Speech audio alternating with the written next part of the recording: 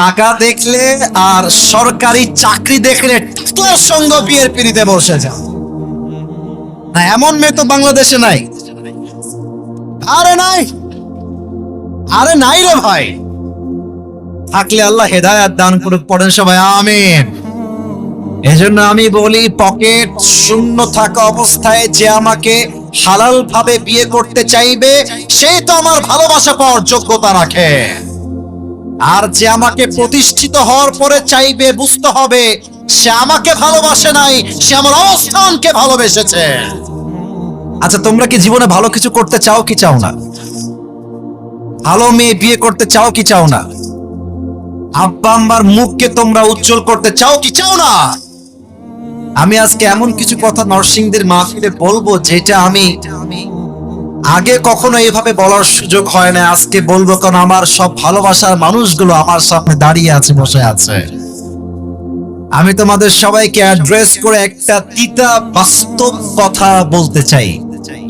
যদি মায়ের কাছে সেরা সন্তান হতে চাও, যদি বাবার কাছে সেরা সন্তান হতে চাও, যদি তুমি তোমার স্ত্রীর কাছে সেরা স্বামী হতে চাও, যদি তুমি তোমার সন্তানের কাছে সবচেয়ে প্রিয় বাবা হতে চাও, তুমি যদি বোনের কাছে সবচেয়ে প্রিয় ভাই হতে চাও, টাকা কামাই করা ছাড়া কোনো গতি নাই যুবক ভাইরা। বলো বলো বলো, সত্য কথা কি জানেন?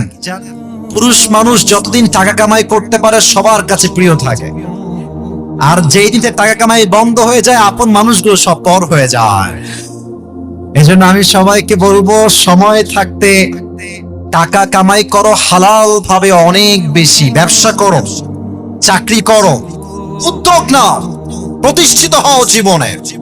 যদি তুমি তোমার জীবনে হালাল ভাবে অনেক টাকা কামাই করতে না পারো যুবক ভাইয়েরা, একদিন সময় আসবে তোমার জীবনে হয়তো তুমি এসে বলবা, চাচা বাড়ি ঘর তো সাজানো কেন, হেনা কোথায়? আর চাচা বলবে, বাবা হেনার তো বিয়ে হয়ে গেছে, তুমি বাস খাও, তুমি গাঞ্জা খেয়ে ঘুরে বেড়াও। এটা আমি তোমাদেরকে মন প্রাণ থেকে বলছি যুবক ভাইরা, অলওয়েজ মাথায় রাখবা, जब जेब में पैसा होता है तो पराये भी अपने हो जाते हैं, और जब जेब में पैसा नहीं होता तो अपने भी पराये हो जाते हैं। পকেট ভর্তি টাকা থাকলে ভালোবাসার মানুষের কোনো অভাব হয় না বাংলাদেশে, আর পকেট খালি হয়ে গেলে ঘরের আপন বউটাও পর হয়ে যায়। এজন্য আমি মাঝে মাঝে বলি, जब जेब में हो पैसे तो लोग पूछते हैं तुम हो कैसे, और जब तुम हो जाओगे कंगाल कोई पूछने नहीं आएगा तुम्हारा हाल। পকেট ভর্তি টাকা, বলবে হাউ আর ইউ, কেমন আছেন ভাইয়া আপনি? আর যখন পকেট খালি বলবে হু আর ইউ, তুমি কে, তোমাকে তো চিনতে পারছি না ভাই আমি। এই পুরো দেশটাই হচ্ছে টাকার খেলা। এই টাকার জন্য হাজার হাজার যুবক তার পছন্দের মেয়েকে বাংলাদেশে বিয়ে করতে পারে না, এবং এই টাকার জন্য আমি মেয়েদেরকে অসম্মান করে কথা বলছি না, সব মেয়েকে আমি আসিফ এক পাল্লায় মাপি না। অনেক মেয়ে টাকা দেখলে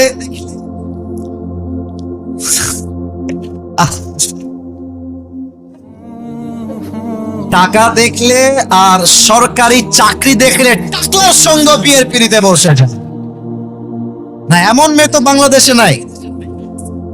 আরে নাই, আরে নাই রে ভাই। থাকলে আল্লাহ হেদায়াত দান করুক, পড়েন সবাই আমিন।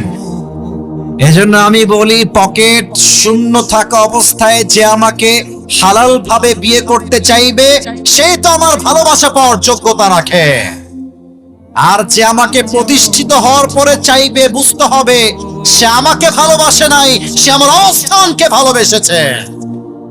আল্লাহ যুবক ভাইদেরকে হালাল ভাবে বেশি বেশি ইনকাম করার তৌফিক দান করুন, পড়েন সবাই আমিন। 2 নাম্বার কথা বলতে হলে একটা প্রশ্নের উত্তর দেওয়া লাগবে। আপনাদের বউ আছে কার কার, একটু হাত তুলেন তো। বউ আছে, বউ আছে? আচ্ছা, হাত নামান, হাত নামান। আপনাদের বউ নাই কার কার, তারা একটু হাত তোলেন। স্যার কোথায়, কি অবস্থা এটা? কারো বউ নাই? আমি বিশ্বাস করি না। মিথ্যা না সত্যি? সত্যি সত্যি সত্যি। আচ্ছা, হাত নামাও, হাত নামাও, হাত নামাও। আল্লাহ, আমার কলিজার টুকরা যুবক ভাই সবাইকে তুমি দিনদার নেককার বউ দিয়ে দাও। পড়েন সবাই আমিন। হ্যাঁ, যারা আমিন কয় নাই তারা কেউ বউ পাবে না। আরে জোরে সোরে কোন সবাই মিলে আমিন। শেষ message for all the youngsters, for all the young people. চরিত্র রক্ষা করতে চাইলে কম্বল দিয়ে ল্যাপ দিয়ে চরিত্র রক্ষা করা যাবে না, বউ দিয়ে চরিত্র রক্ষা করতে হবে। আমি আমার আব্বা জানদেরকে বলবো, আব্বা জান, আমার কলিজার টুকরা যুবক ভাইদেরকে সঠিক সময়ে বিয়ে না দিলে যেমন সুবার চরিত্র নষ্ট হয়ে গিয়েছে, যুবকদের চরিত্র নষ্ট হয়ে যাবে। আল্লাহ যুবকদেরকে সঠিক বয়সে বিয়ে করার তৌফিক দান করুক। পরের সবাই আমিন।